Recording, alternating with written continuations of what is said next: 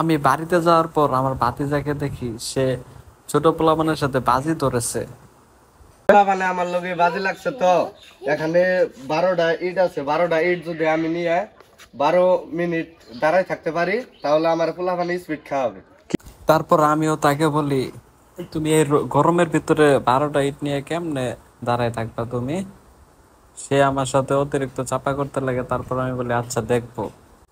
তারপর আমি তার চ্যালেঞ্জ দেখার জন্য তার কাছে চলে যাই এবং সব পোলাপানের সাক্ষী রাখি যে আমিও তাকে একটা স্পিড খাওয়াবো, আর তার সাথে আমিও বাজি লেগে যাই। তো রাইট নাও আমরা দেখতে পাচ্ছি ওই ছেলেটা 12টা ইট নিয়ে তুলবে, 12 মিনিট দাঁড়াই থাকবে। তো দেখা যাক ও পারে কিনা।